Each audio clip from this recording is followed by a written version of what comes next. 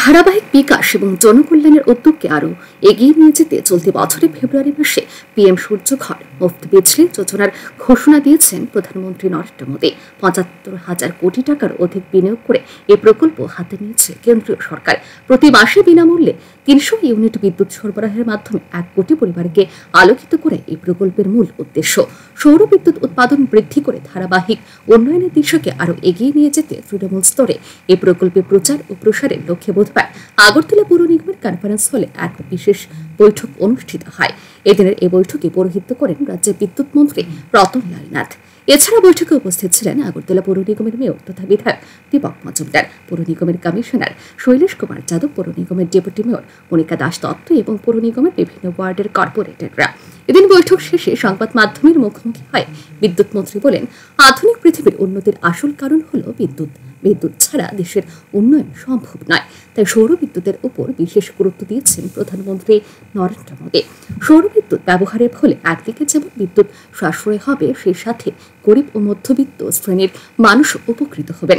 ইতিমধ্যে গোটা দেশে প্রচার লাভ করেছে এই প্রকল্প এবং রাজ্যের প্রতিটি বাড়িতে এই সোলার সিস্টেম ইনস্টলার মানুষকে উৎসাহিত করার পরিকল্পনা নিয়েছে রাজ্য সরকার।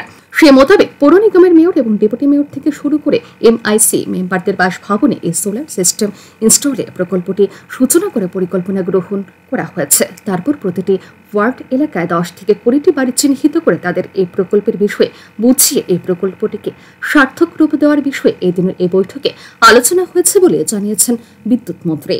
তাহলে যদি সোলার সিস্টেমটা আমরা লাগিয়ে দিতে পারি, তাহলে একটা জিনিস আমি বুঝিয়ে দিই আপনাকে, যে 300 টাকা বিল দিচ্ছে, সে যদি 1 কিলোওয়াটের সোলার পাওয়ার বসিয়ে দেয়, তাহলে তার 1 পয়সা আসবে না বিল মাসে। 500 টাকা হলেও লাগবে না, 700 টাকা হলেও লাগবে না। 1000 টাকা যদি হয়, তাহলে সেখানে বড় জোর তার বিল আসবে 70 টাকা। সাবসিডি 1 কিলোওয়াটের জন্য 33,000, 2 কিলোওয়াটের জন্য 66,000 এবং 3 কিলোওয়াটের উপরে যা আছে 85,800 আমাদের সাবসিডি আছে কেন্দ্র সরকারের। এটা খুব সারা ভারতে খুব প্রচার হয়েছে এবং আমরা চেষ্টা করছি সারা রাজ্যে প্রত্যেকটা বাড়িতে আমরা সোলার বসিয়ে দেব, সোলার প্ল্যান্ট, যাতে মানুষের পয়সা দিতে না হয়।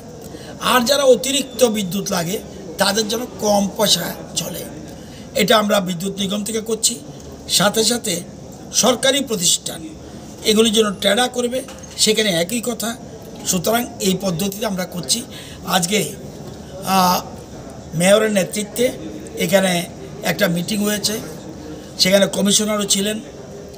তো ওনারা বসে সিদ্ধান্ত নিয়েছে, আগে আমাদের যত মেয়র থেকে ডেপুটি মেয়র থেকে শুরু করে মেয়র পরিষদ বা অন্যান্য যারা কর্পোরেটর আছে তাদের বাড়িতে প্রথম শুরু করে দেবে, রেজিস্ট্রেশন শুরু করবে এবং প্রত্যেক ওয়ার্ডে 10টা থেকে 20টা নাম সিলেক্ট করে এবং ওদেরকে বুঝিয়ে যাতে এই প্রকল্প আমরা চালু করতে পারি, এই জন্য মিটিং। উল্লেখ্য, এই প্রকল্পে সোলার সিস্টেম ইনস্টলের জন্য বিভিন্ন ব্যাংকগুলো ঋণ প্রদানেরও ব্যবস্থা রেখেছে বলে জানিয়েছেন মন্ত্রী।